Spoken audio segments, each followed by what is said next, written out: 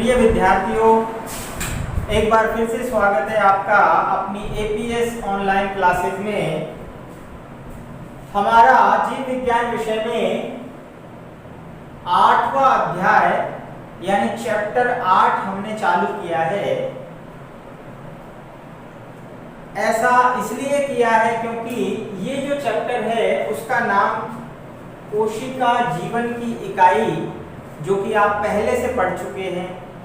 पिछली क्लासेस में आपने 9th और 10th क्लास में अच्छी प्रकार से पढ़ा है।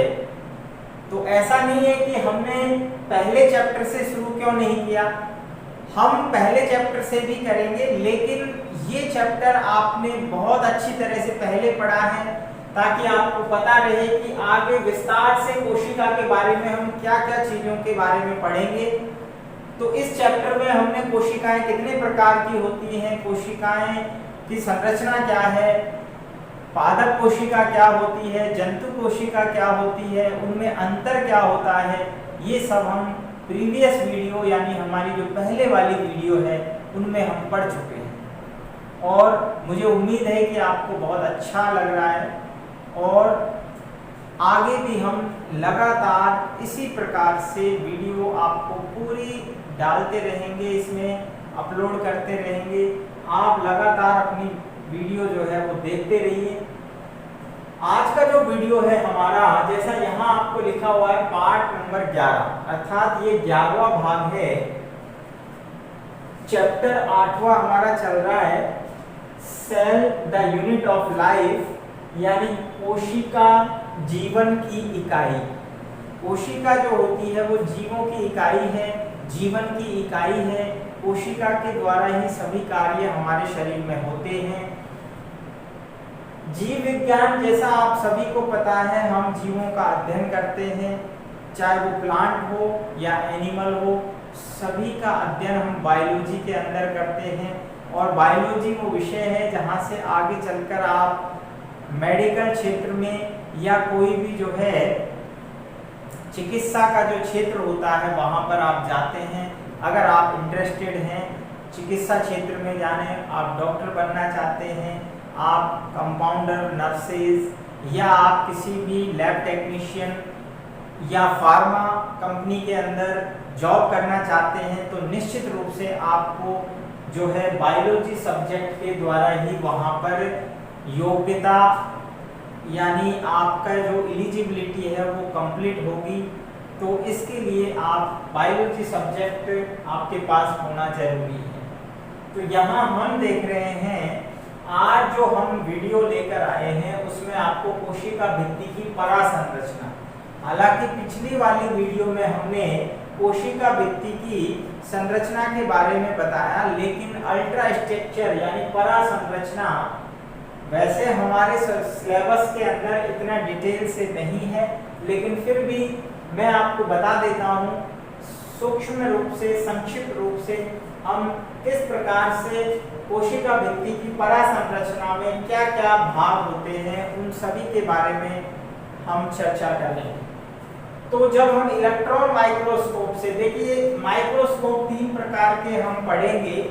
एक सरल माइक्रोस्कोप होता है जो साधारण बच्चों के पास भी लेंस होता है, वो एक सरल माइक्रोस्कोप की तरह ही होता है, उससे हम कोई भी चीज़ बड़ा करके देख सकते हैं। दूसरा होता है संयुक्त यानी कंपाउंड माइक्रोस्कोप, जो हम लैब के अंदर देखते हैं, लैब में प्रैक्टिकल कराते हैं सभी बच्चों को, तो वो संयुक्त सूक्ष्मदर्शी होता है।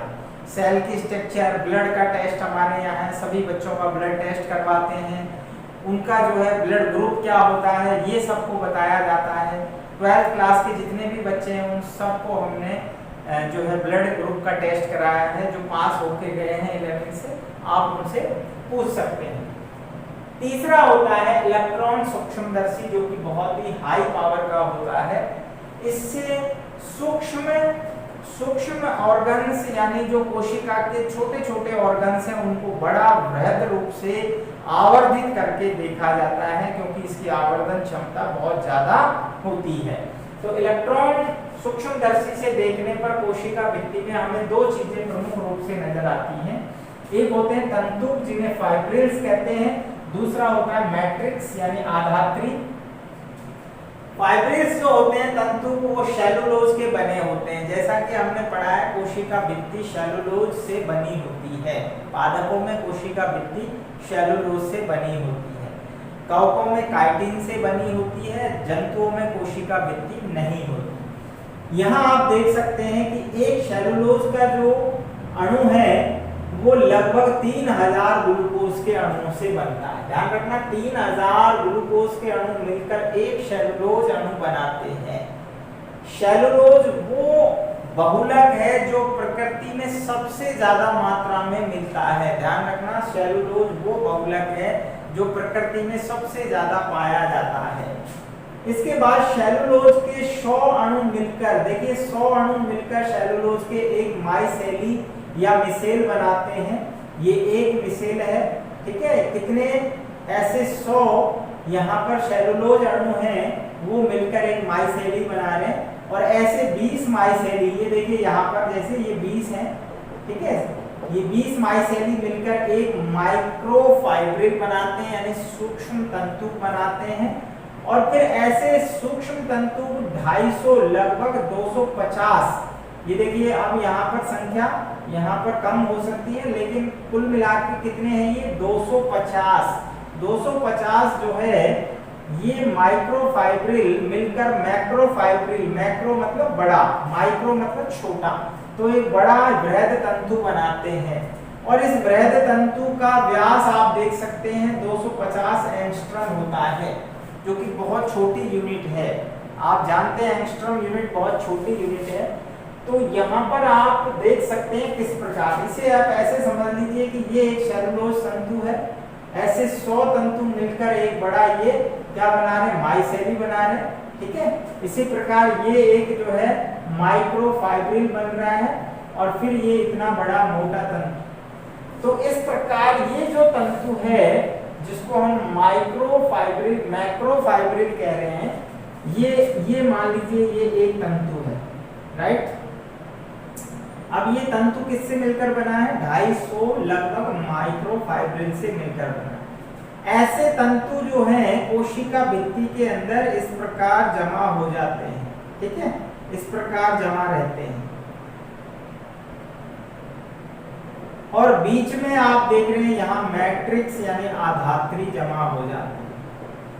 तो ये जो कोशिका भित्ति बनती है वो दो चीजों से मिलकर बनती है, तंतु फाइब्रिल्स जो कि सेलुलोज से बने हैं, जबकि मैट्रिक्स जो होता है उसमें हेमीसेलुलोज, पैक्टिन, ग्लाइकोप्रोटीन, इसके अलावा कुछ अन्य पदार्थ भी होते हैं जैसे सिलिका, रेजिन, गोंद, मोम आदि विभिन्न प्रकार के पदार्थ होते हैं जो यहाँ पर जमा हो जाते हैं, और इस प्रकार ये एक सेल वॉल यानी कोशिका भित्ति बनती है।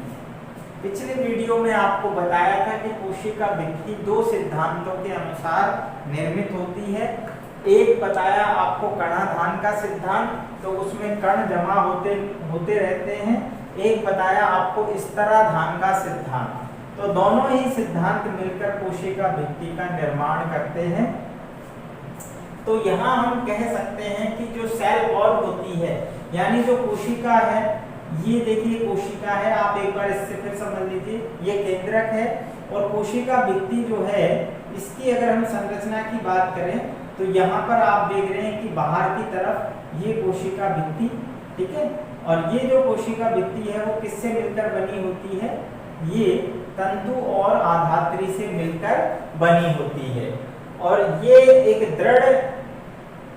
दृढ़ होती है, बाहर से कोशिका के कंकाल की तरह उसको सहारा प्रदान करती है, क्योंकि हम जानते हैं सेलुलोज के तंतु जो है कठोर होते हैं और बहुलक हैं, पूरी तरह से जो है स्ट्रॉन्ग यानी इसको प्रदान करते हैं। इसके बाद हम बात करें कोशिका भित्ति में स्थूलन की।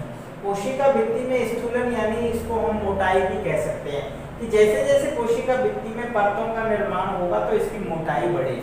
हमने बताया था आपको कोशिका भित्ति की संरचना में पिछले वीडियो में प्राथमिक, द्वितीयक और तृतीयक कोशिका भित्ति जमा होती जाती है।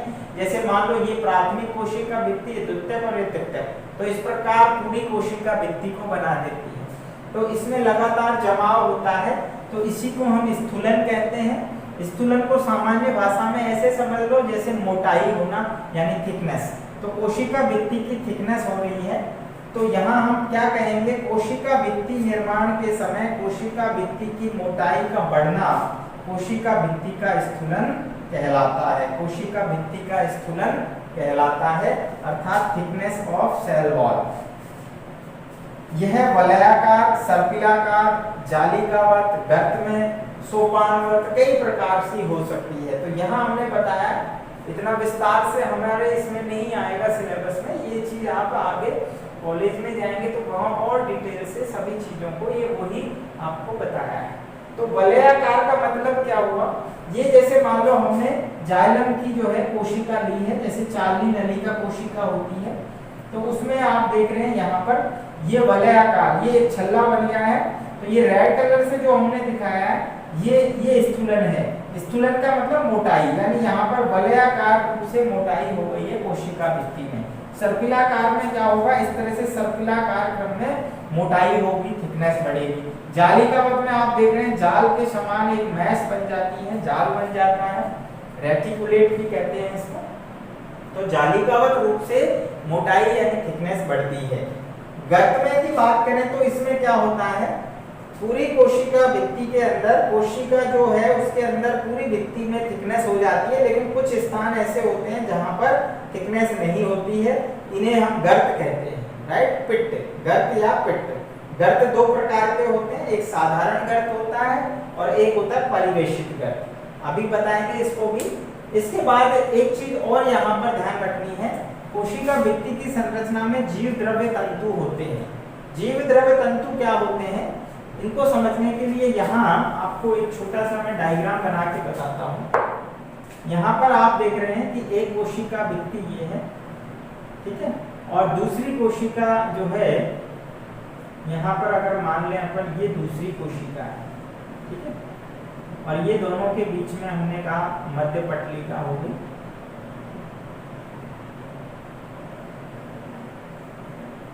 तो यहाँ पर आप देख रहे हैं, यहाँ एक विशेष प्रकार की संरचना होती है, इसे हम कहते हैं जीव द्रव्य तंतु या प्लाज्मोडेस्माटा।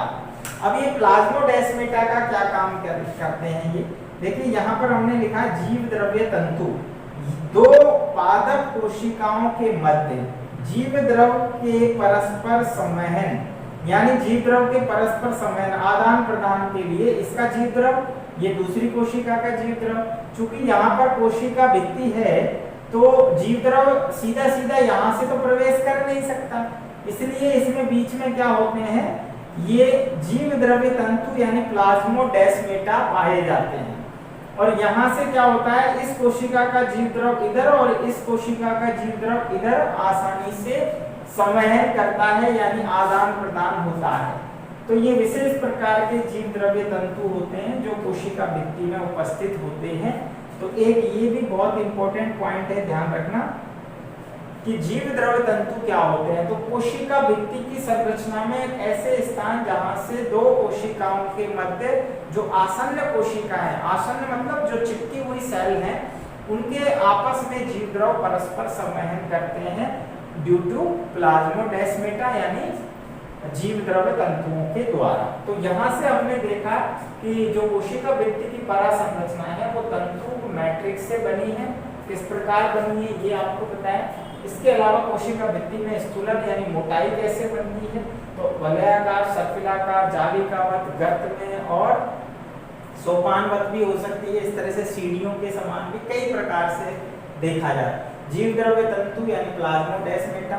इसके अलावा एक बात करें तो हम जो गर्त होते हैं, ये गर्त दो प्रकार के होते हैं। गर्त कितने प्रकार के हैं, दो प्रकार के। इसके बारे में भी थोड़ा सा देख लेते हैं। देखिए गर्त जो है वो दो प्रकार के हैं, एक होते हैं साधारण गर्त, साधारण गर्त, दूसरे होते हैं परिवेशित गर्त, परिवेशित गर्त। इसको हम बॉर्डर पिट कहते हैं, ये सिंपल पिट कहलाते हैं, राइट। सिंपल पिट और बॉर्डर पिट, इसको ऐसे समझ लीजिए कि ये कोशिका भित्ति है, ठीक है, और यहाँ पर ये मध्य पटलिका, अब आप देखिए ये C1 है, ये C2, यानी बीच में यहाँ पर आप देख रहे हैं ये कोशिका भित्ति है दोनों की, एक इधर की है और एक इधर कोशिका है। बीच में यहाँ पर आपको ये मध्य पटलिका, यहाँ आपको दिख रहा है ये इस जगह थिकनेस नहीं है, इस वाले भाग में थिकनेस नहीं है। तो यहाँ आप इसको इस प्रकार समझ सकते हैं। देखिए ये जो है क्या है, ये एक प्रकार से गर्त है, ठीक है, इसको क्या कह रहे हैं, गर्त। तो इस गर्त से क्या होगा, आसानी से पदार्थों का आवागमन होता है। बाकी पूरी कोशिका भित्ति में थिकनेस हो जाती है, तो ये साधारण गर्त होता है। अब ये गर्त दूसरे प्रकार का अगर हम बात करें परिवेशित, तो इसमें क्या होता है, चारों ओर परिवेश यानी बॉर्डर बन जाता है। इस प्रकार आप देखिए ये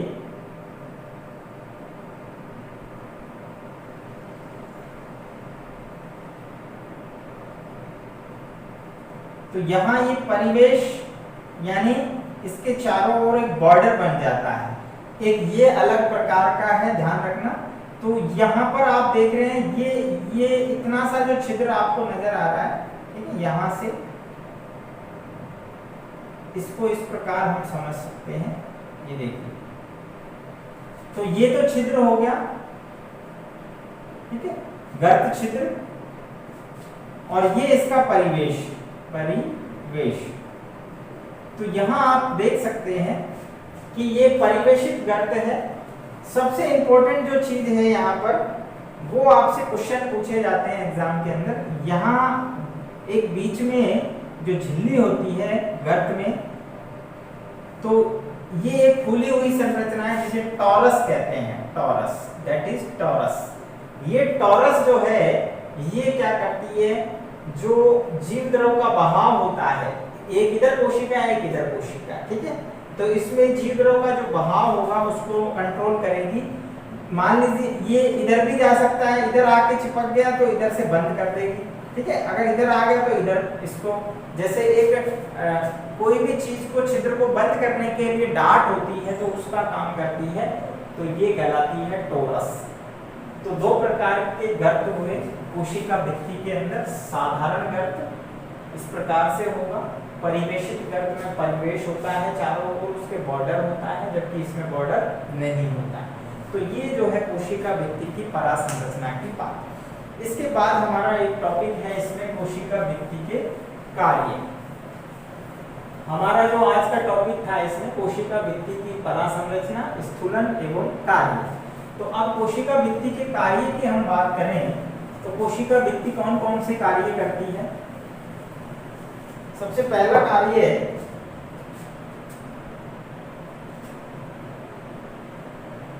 कोशिका भित्ति के कार्य।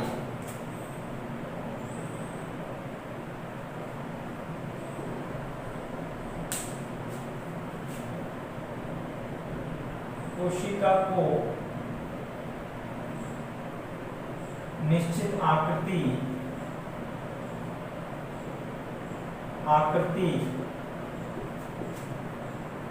व आकार प्रदान करती है, राइट। दूसरा कार्य है कोशिका को यांत्रिक शक्ति देती है, मैकेनिकल स्ट्रेंथ, कठोर होती है इसलिए यांत्रिक शक्ति प्रदान करती है। नेक्स्ट, बाह्य वातावरण से सुरक्षा प्रदान करती है।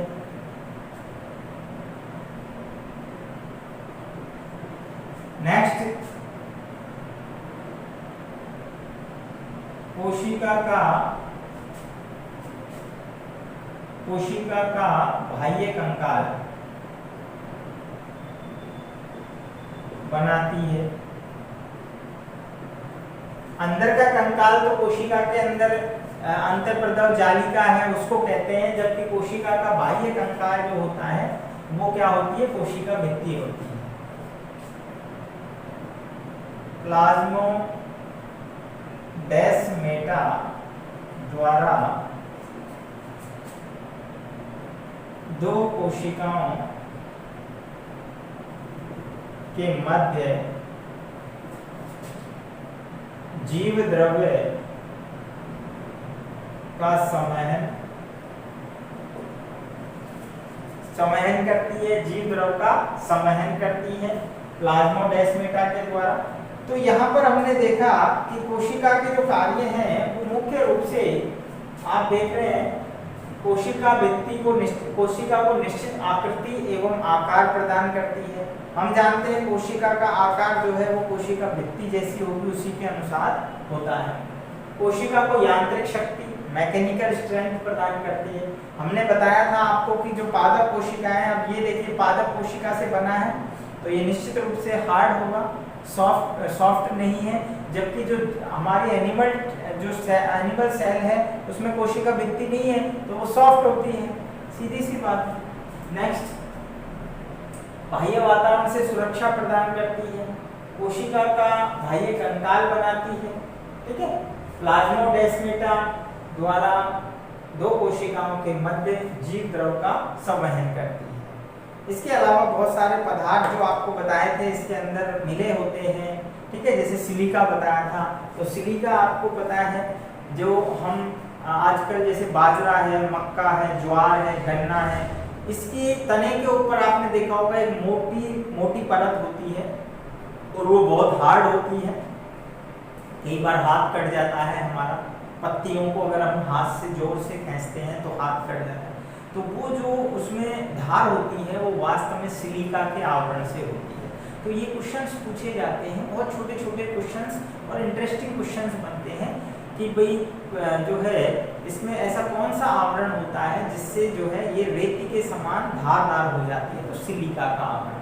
ठीक है, इसी तरह से आप देखते हैं रेजिन है, किसी में गोंद होता है, तो जैसे बबूल है, कीकर है, ठीक है, खेजड़ा है, इनमें इनके जो अंदर होती हैं सेल उनमें गोंद होता है।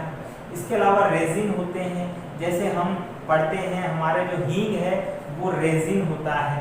ठीक है, इसके अलावा एल्कलाइड होते हैं, अफीम का पौधा है, आंकड़े का पौधा है, कैलाट्रोपिस जिसे कहते हैं, उनके अंदर विशेष प्रकार के जो है एल्कलाइड होते हैं, जो तंबाकू के अंदर एल्कलाइड हैं जिनसे दवाइयाँ बनती हैं, औषधियाँ बनती हैं, मॉर्फिन, कोडीन आपने पढ़ा होगा, जो अफीम का पौधा है पेपर सोमेनिफेरम। तो तमाम तरह के ऐसे बहुत सारे जितने भी हम औषधीय पादप या कुछ आर्थिक महत्व के पादप पढ़ते हैं तो उनमें कोई ना कोई पदार्थ कोशिका भित्ति के अंदर, कोशिका द्रव में जमा रहता है और उससे हमें आर्थिक लाभ प्राप्त होता है। तो यहाँ आज की वीडियो में हमने कोशिका भित्ति की परा संरचना व स्थूलन और उसके कार्य पढ़े। अभी हमने पढ़ा है आज की वीडियो में ही कि एक सेलुलोज तंतु कितने ग्लूकोज अणुओं से बना है, ये आपको लिख के बताना है।